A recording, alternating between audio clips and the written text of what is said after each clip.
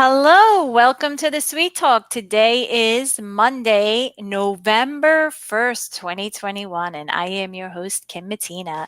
And today I'm so happy to have on my show Mr. Patrick Hausammann. And Patrick comes to us from, you know what? I don't even know where you are. Where are you located? Virginia. Yep, Northern Okay, Virginia. Northern Virginia. So he comes to us from Virginia. He is a supervisor of instructional technology and a tech coach at the Clark County, Virginia. He's also a Google certified innovator, trainer, and educator, a Flipgrid ambassador, a Wakelet ambassador, a WeVideo ambassador, a Common Sense ambassador, Nearpod, and so much more. He's got so many badges. I can't even tell you. So, welcome to the show, Patrick. It's a pleasure to have you on. It's great to be here. Thanks for having me, Kim. No, thank you. I appreciate it. So, why don't you tell us a little bit about yourself? Yeah, so, as you said, you listed out some of the credentials. The biggest thing I love doing is being an ed tech coach in the school district I've been in for about 10 years. We touch West Virginia, so we're as far up. When I say Northern Virginia, we're literally as far up as you can go. And out of that, on the flip side, I also do some coaching consulting for the nonprofit that my Google Innovator project became, which is unisonedu.org. And it's all about connecting schools to the resources, whether it's PD or just coaching, whatever it might be that they may not have the people or resources themselves to do. So a lot of the work I do is geared towards guiding, helping others to kind of realize their passions, their goals. Awesome. Yeah. I mean, support and paying it forward and helping Mhm. others. That's what it's all about, you know. An ed tech coach is so hard. You have to really be, you have to really know your Mhm. staff, and you have to really be with it and provide multiple ways of training and resources. It's a Mhm. lot. So I'm glad to welcome you to the Sweet Talk. So I know today, we're going to be talking about a lot of different things Mhm. with EdTech, but the name of this show is The Magic That Lies Beneath the Mhm. Surface of EdTech. So why don't you explain some of that and what you mean, and then we can dive into your presentation. Yeah, absolutely. So, one of my biggest things that usually kind of catches people off guard, especially being the tech coach, a lot of people expect you to kind of come in and like, look at this new thing. It's so awesome. It's bright. It's shiny. You got to try this right away. And a lot of times, what I come in with is, well, I love that you're really enthusiastic about this one thing, but we have this thing already that the kids know, it can do the same thing. So a lot of times I try and just at least put a little bit of a step in between so people explore the tools they already have and really dive deeply into them because I really believe that kind of magic beneath the surface of edtech and the tools, whatever it might be, really lies kind of below the surface, and it only comes out when people have enough time to play with that tool, really dive into it, and not just take it at the surface level. For instance, something like Google Slides. It's not just creating slides. You can do all kind of design work and interactives and different things in there. So it gives you a ton more than what it would on the surface. And just because it's not the newest, shiniest, best thing out there, it doesn't mean it won't do amazing things for students, staff, admins, kind of everybody across the board. Yeah, I totally agree. I think, you know, when you have the time to really dive in, you really like unlock, or really Mhm, mhm, you realize like what the tools can really do for you. You know, you actually find out how much more efficient you can get your job done, and how much more quicker, and providing, feedback and mhm, grades and mhm, different things. So I totally agree. But the thing is, like, the time, like, who's mhm, really has the time to dive deep, you know? And we're all busy, and that's one of the biggest challenges in education mhm. is the time. So, what do you tell your staff when you tell them this philosophy? How do you convince them to stick with it instead of Mhm. like jumping ship? Yeah, and one of those big things, and I completely agree on the time side of things, especially this year where a lot of us thought things are going to be easier. We're going to be back a little more normal. And it turns out this year really has been harder on a lot of our teachers, and that time crunch is even more of a thing. And I usually try and bring people back and kind of get them on board with the fact that if you can find a way to use some of the things you know, some of the kids you already or some of the tools you already know, maybe it's an app smashing where you're putting a couple of tools you know together already. If you can do those, a lot of times the kids have used them already as well. That's going to save you time on two different fronts. Number one, you may not have to teach the kids that tool again because it's one they're familiar with. For instance, just to keep rolling with the example, Google Slides, pretty much all the kids are going to know it by the time they get through a couple grades and things. So they might need a new wrinkle or a new level that you're going to take them to, or help connecting it to another tool. But you're going to ultimately save time because they may already know it. But then also, you're going to save the time.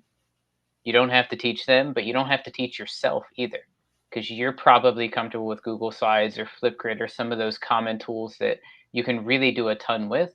So that's a time saving thing there, where you're not learning another tool, you're not teaching a new tool. Yeah, I totally agree. And you know what's funny is, we assume that they know, Mm-hmm. these tools, right? So like I assume, like, I'm teaching computer science this year. So I have Chromebooks in my classroom. So I told the kids to, take a screenshot of their program and submit it into the Google form. Mm-hmm. And the questions that I got, how do I take a screenshot? And this is like on a Chromebook or even on an iPad. So if they were doing it on an iPad, how do I get the screenshot into the form that's on the Chromebook?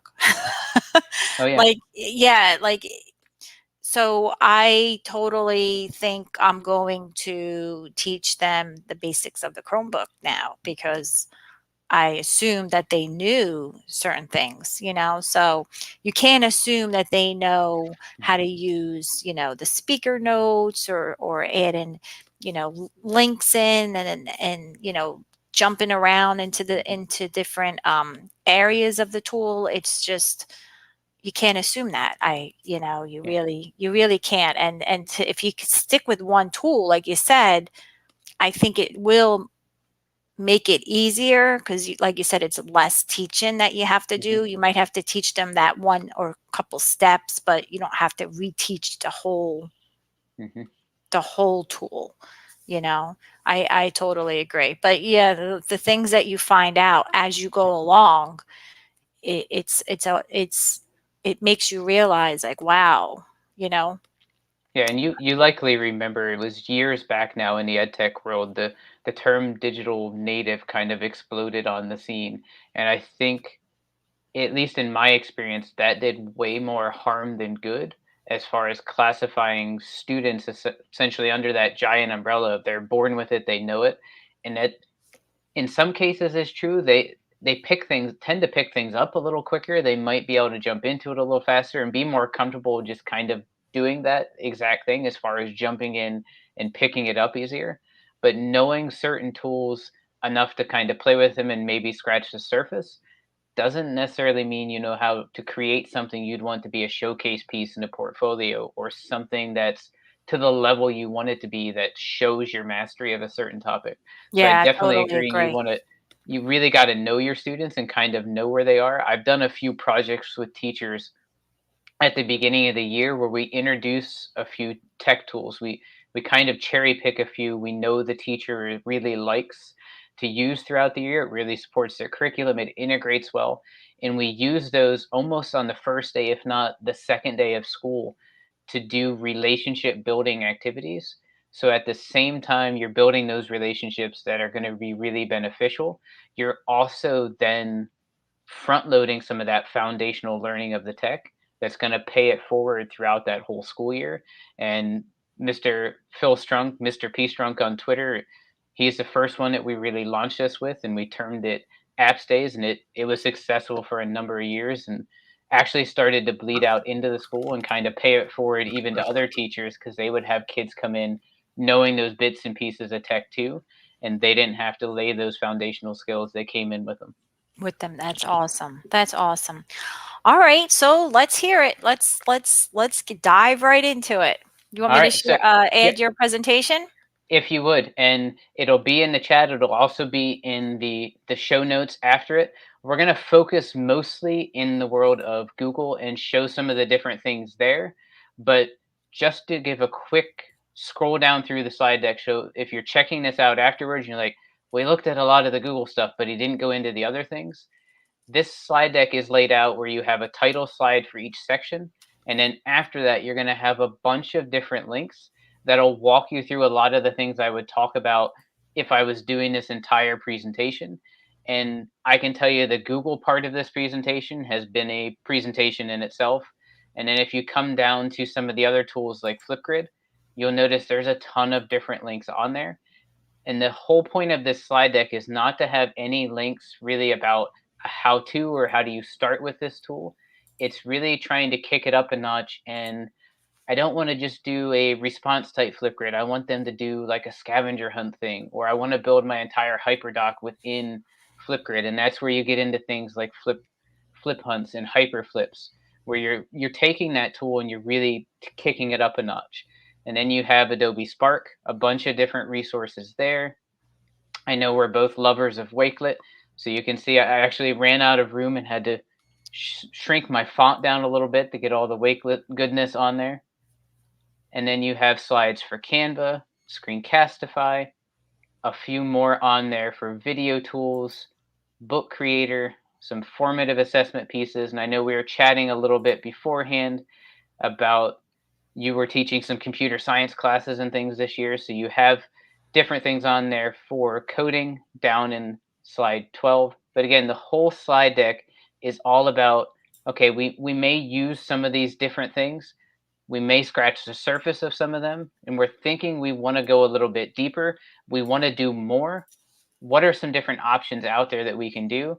And that's where this slide deck comes in to kind of let you take that next step and give you some of those scaffolds to make it not a shocking or jarring experience. You have links to examples, tutorials, different things like that, to where you can jump kind of a little bit further into the deep end of some of these different tools. So, like I can't multitask. So I'm listening to you, I'm putting things in the chat and everything.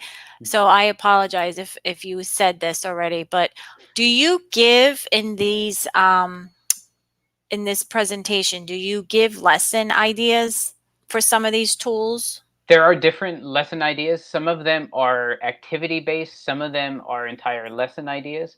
For instance, one that's just kind of a tool thing that could build into lessons.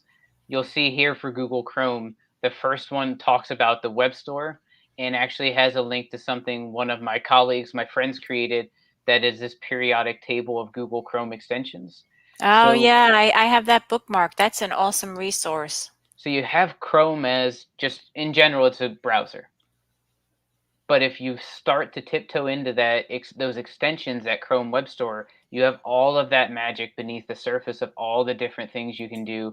Even if you just think about the accessibility side of things that'll do text to speech or speech to text, or and I think it's just a kind of a clone or copy. It's not official yet, but you also have the immersive reader extension that'll read websites, break it down for students, really help them out. And then, of course, things like Screencastify, all of those different things are something that's beneath the surface. Do they do a lesson for you? No. But could a lot of those be components that make all your content maybe a little better, a little easier for students to digest? Absolutely. And that's Absolutely, yeah. where you want to take that next step. But as you come down through, you'll see different things on here, like pixel art, for instance. That's another thing in Google Sheets where you might be thinking, boy, I teach social studies. I don't know how a spreadsheet is going to do all that much for me. But when you get into the pixel art, a lot of that, and it has to do with conditional formatting. And shout out here to Eric Kurtz's website, Control Alt Achieve, which will have all of these different things on here where you're going to see, in a lot of cases, a blog post as well as maybe a tutorial video, all of the bits and pieces as far as how to do it.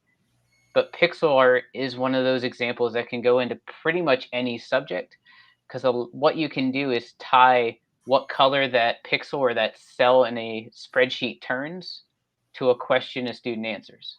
So if I teach social studies, I can make that question social studies related. If I teach art or even PE, I could make it tie to those subjects. And then that picture that develops, that art a student makes, is going to be pinpointed to content I want them to do, want them to look at. And it's distinctly then absolutely part of a lesson, if not an entire lesson, as they work their way through. Yeah, I totally agree. I think, I mean, you can incorporate anything into any subject area, but pixel art is really a fun way to learn about Google Sheets. Mm-hmm. Um, because you can even make like a game out of it, like Battleship. You can Mm-hmm. do different things. Like I remember one year I was walking around school, and I mean, sometimes paper and pencil is okay. There's nothing wrong with it, but some teachers had, and this was years ago.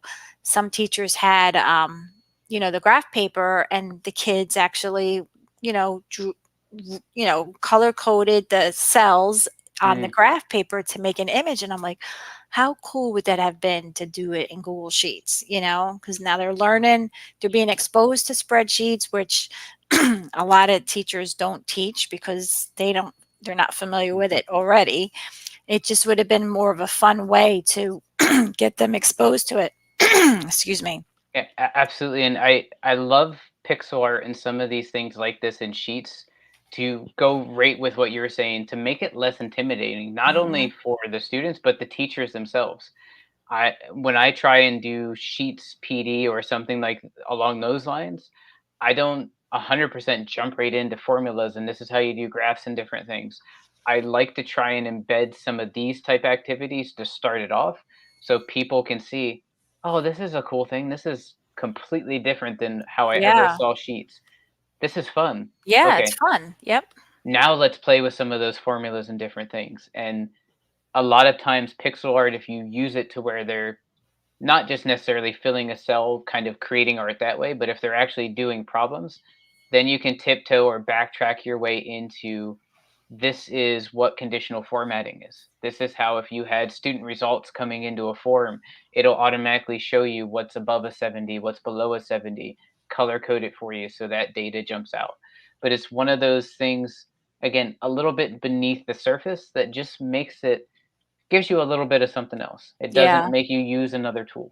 I totally agree. And just to hit on a few more on the side, and again, you can see there's a bunch on here that we're not going to necessarily get to or go through, but it's really things meant to, if nothing else, kind of pique your interest and kind of make you want to dive a little deeper, take that little bit of an extra step. So I'll jump into a Google Doc next because I was actually just watching today your episode with Tom Mulaney and learning some new tips and tricks of diving a little deeper into Docs. And one of the things that I love in Docs and in Google is using different websites. And Emojipedia is one of my favorites, but this blog post that is linked into the slide deck basically walks you through all the different places you can embed emojis into Google. And do emojis do something spectacular or anything like earth shattering to the doc? No. But if you use, for instance, down here, you'll see I brought in emojis as bullet points. That's just something different the students may not expect. If I put just normal bullet points underneath that paragraph and it said a great president and gave other information under there, those aren't going to jump out or get seen quite as easily, quite as much of an attention grab as putting like a skull icon there. Or we did a Shark Tank project with first graders a couple years back, and I replaced all the bullet points in their script doc with sharks, and they loved it. They were blown away. Yeah. They're like, I don't know how to do that. What is this magic? That, and I showed them how to do it, and they're like, I can do that. I'm like, yeah, you can absolutely do that. And they were so in on that project, and part of the reason they were so in was bullet points. Yeah, so I mean, so a lot of people don't realize that special characters Mhm. menu option is even available, because like you said, people just go and they make the bullet points, or they do a checklist from the toolbar, but you can go into the special characters. Mhm. You can change the category. You can add all of that in there. There's so much in there that they Mhm. can do. Yeah, Absolutely. that's totally a hidden feature. Like, Yeah. yeah, I I love totally the fact agree. too, and the way that and You can draw your own, yeah, right? the shark was not a good example because I tried to draw that for the first graders and face planted firmly. But if you want like a smiley face, like that's something I can do pretty easily, and then Yeah. that's gonna come up. But my shark did not look like a shark, and they're like That's not what we want. I'm like, I And they're know. gonna be honest too, so Yeah, I love the honesty of little ones. It's cuter when they're little. As they get Yeah. older, it's still honest and it's good, but it's not quite as cute. It doesn't come across cute anymore. Exactly. And obviously you can use those emojis down below, but you can also use the emojis in the titles. You can put them in Google Forms. You'll notice here, and I know it's kind of a little small on your screen likely, but I put one in to mark my work folder in my drive so it sticks out. And you'll see I color coded it too. One big thing to remember with file names or folders is if you put that emoji in there, you want to make sure if you don't want to break your alphabetical order that you put it after the words. If it goes before, it basically jumps it all the way up to the top and it's no longer going to be in that nice clean order that you likely wanted it to be in.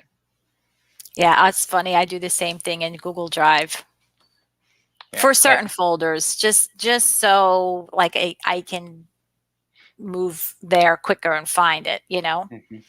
And that's where people that know me fairly well know that I'm maybe a little too organized. So I have some folders in folders, and there may well be a folder inside of that one, depending on how much I have going on. So having that emoji icon or that color coding really helps to kind of pop it out for me so that I can see it nicely, easily, and be able to jump into things.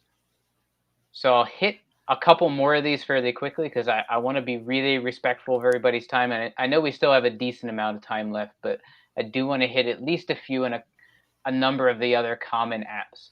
One Well, of before Yep, you go on, Mel absolutely. A, she says hello, and she says Hey there's Mel. no such thing as being too organized, Patrick.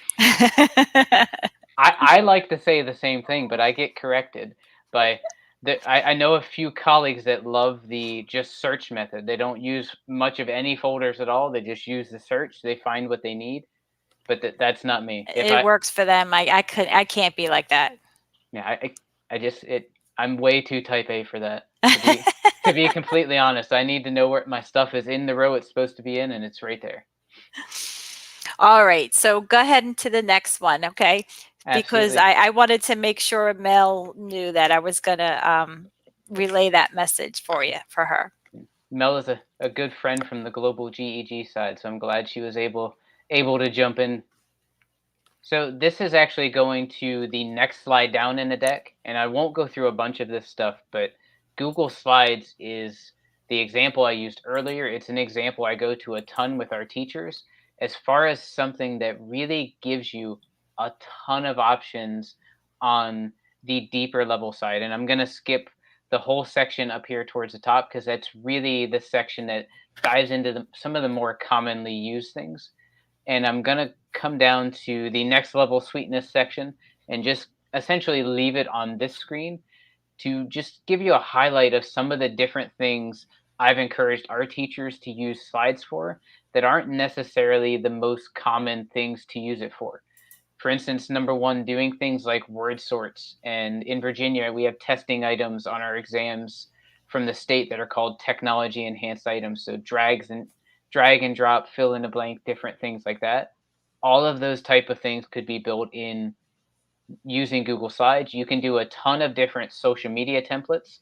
So even in those elementary grades where the students aren't of the age that should be using them yet on their own, you can give them some experience with it and maybe use that to bring in some digital citizenship as well. And things like magnetic poetry, choose your own adventure stories, stop motion animation, all of these really kind of engaging activities that if you took slides just as a presentation tool, you're going to fall well short of the just a wealth of different things it can do. And I'm pretty sure I saw in the chat there too that you mentioned Slides Mania, and anybody in the world of Google Slides, if you've not seen Slides Mania yet, amazing templates out there for free, super responsive to educators and getting them great templates. And just to point it out on here, you're going to see templates on there for choice boards and different things like that, game boards, tons of different things. You can make a copy, put your content in, you're off and running. This is a great resource, Patrick. And it is freely, it's on my website out there. You can pull it up. I would recommend bookmarking it versus making a copy, just because I try to keep this updated and adding tons of new things in. It was a little while back now, but not too far back. Micah Shippey was on Casey Bell's Shake Up Learning and just walked you through how to create essentially an app using Google Slides. And our elementary students love the fact that we can walk them through essentially creating a really rudimentary app, but they can have something that they could send their parents a link to, and they have created this app for their parents or friends or family to go through. And maybe that plants a seed for them to want to get into coding a little bit, and then as they get to the middle school and high school, maybe you make a legit app that functions in a Play Store or an iOS store or something like that. But a lot of these things can use a tool, like I said, the kids are comfortable with, they're familiar with, and lay that foundation, plant that seed for them to want to learn more, dive a little deeper into things. Yeah, I mean, it's funny. I think you definitely have to have like a growth mindset Mhm. to really think out of the box to use Google Slides like this. Mhm. We're talking about Google Slides, so I'm going to stick with slides. Mhm. But yeah, I mean, a lot of these suggestions are really out of the box thinking. If you Mhm. use presentations as a presentation tool and you don't interact with your students with it or collaborate with it, you're really missing the boat, because Mhm. it's really a powerful um, way to collaborate and think out of the box. I know like a lot of people. I went to a conference a couple of years back and I saw someone use Google Slides as an app. And it was amazing because they actually changed the page size. They made the Mhm. template look exactly like the app. And all it is the links, the slides are all linked. So when they click on a button or the image, it goes to that link, which is another slide, and then they go back to the main Mhm. menu. I mean, if you think about it, it's not really difficult to do. It's just having an idea and implementing Mhm. it, And even if you presented this to the students, they would run with it, and you show them, okay, change the page size, use this template, now do this, this, and this, or change the Mhm. color. Mhm. They would run with it. They really would. And even like the stop Absolutely. motion animation piece for Google Slides. I actually used that one time in my CS class, computer science class, and I said, okay, we're going to make an animation and we're not going to code it. And they were confused. But then Mhm. when I showed them like all the slides, and just say there was like 100 slides and there was no code, and I actually showed them what to do, they were like, oh, Mhm. that's really cool. And then they did it themselves. And it's just another way of opening their eyes to the tool. You don't always have to Absolutely. use it as a presentation tool or the way we did it back in the 80s or the 90s or Mhm. the 2000s. I don't know. I would absolutely agree, and it to me that's what a lot of this is, and sharing a lot Yeah. of these resources is just trying to get that door to creak open just a little bit, to open that mind just a little bit to somebody that maybe has done a little bit of interactives but hasn't jumped to the side of like a full-fledged app. Or there was another Google innovator that converted their entire yearbook over to slides by doing, as you mentioned, the custom page size and things like that, and got away from using super high end software. And you'll see there's a ton more resources on here. Things like in Google Drawings, and this one blows my mind. I won't open it for you, but I'll just crack it open on the screen there. But Ditch That Textbook, which is Matt Miller's website, has a Google Drawings manifesto, which if you've never used drawings and you thought, I don't know when or why I would use this, that one page is probably one of the best places to start. And then you have people like Tony Vincent and Learning in Hand that kick it up probably even another notch. But students that have created amazing mosaic art in Google Drawings, created comics, things like that are not just a picture, they're not just doing some of those basic things or bringing word art in. Things like in Jamboard, doing all kinds of interactive things versus just an online whiteboard, bringing in GIFs as a background, things like that. Yeah, I totally agree. There's so much in this presentation. I'm kind of overwhelmed. Like I wouldn't even know where to start. I guess so.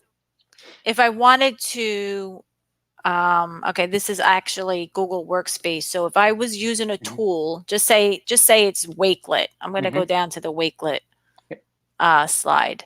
So if you're using Wakelet and you want to try to think out of the box, they should go to the Wakelet section in this mhm. presentation and then just check out the links that you have on that next slide. Is that kind of how you sorted this presentation out? Absolutely, and I'm going to be in the near future make this a little bit more of that app-like interface. I'm going to put a guide page towards the front, almost like a table of contents, so that people can jump there. And then I'll put a little home icon on a lot of these other slides.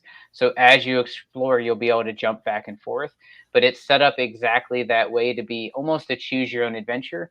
Get introduced to the concept and kind of the gist of what it is, and then explore the tools to your heart's content. And as you see on Wakelet, not just curating, but what if you wanted to put your resume in Wakelet or Hmm. use it with students, things like that? What are those, all those different options, subplans, all kinds of stuff like that? That again is just what's that next level thing kind of below the surface that you can get into? Yeah, and Wakelet, like just to piggyback off of Wakelet, Hmm.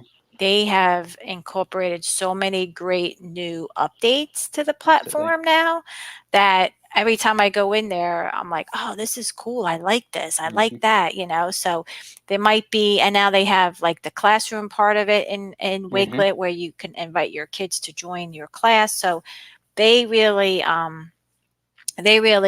came through big time with a lot of their updates to the platform, I'm happy to say.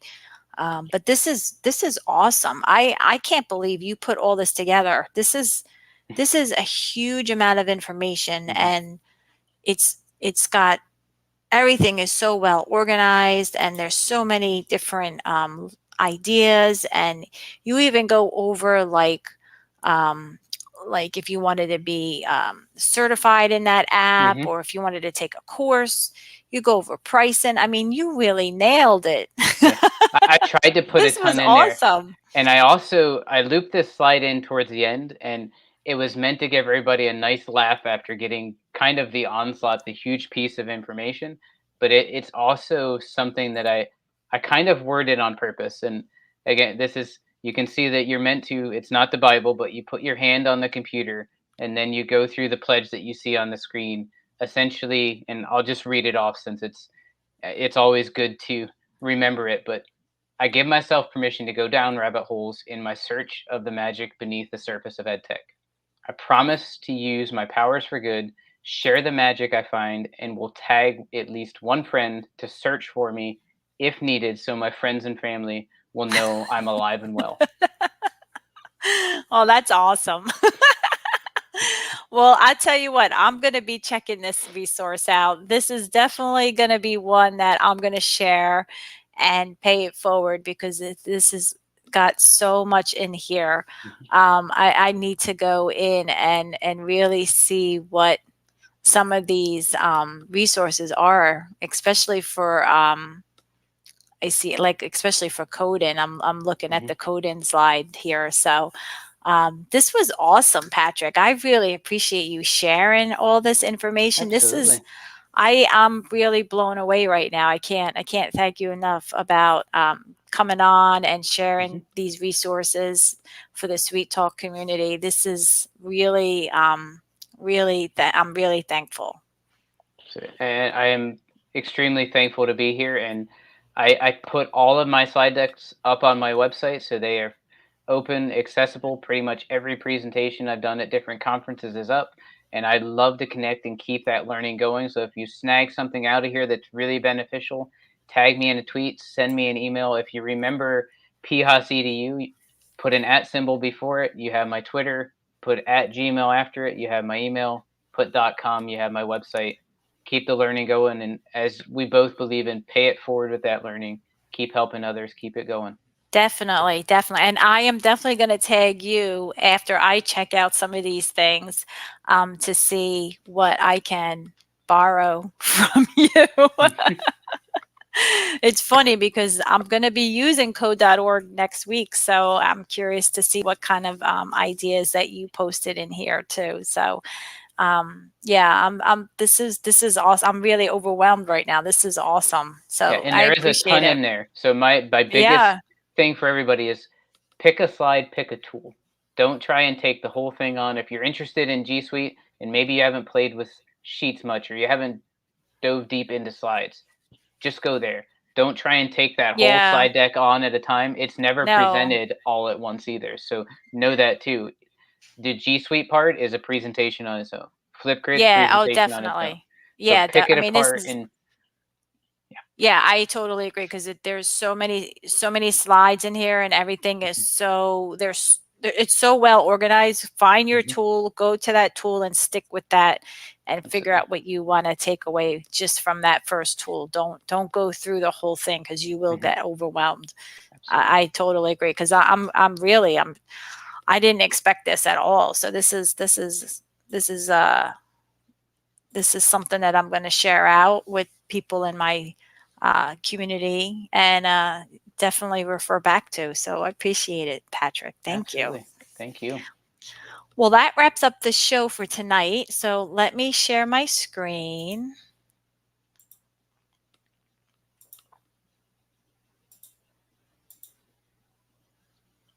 All right. So if you'd like to visit my website, you can go to thesuitetalk.com. That's the SUITE talk.com. And on the homepage, you will find, whoops, you will find this episode appear here in addition to the podcast. Um, you can also support my mission and help me pay it forward, just like all of these other sponsors are.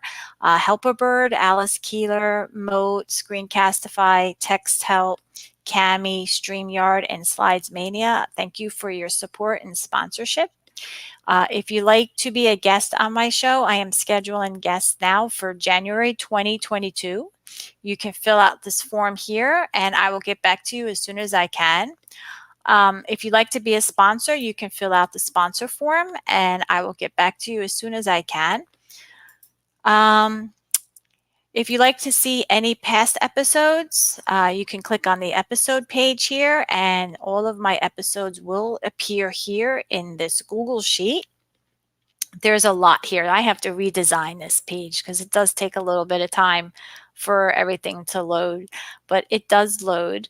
Um, I'm not lying. It's loading. There it goes.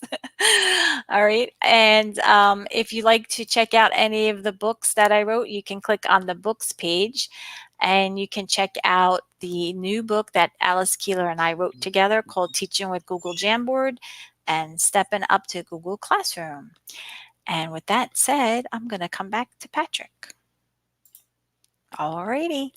Well, that's it for today. Next Monday, the November 8th, there will not be a show. So I will see everyone back in 2 weeks. So have a great evening, everyone. See Bye. everybody.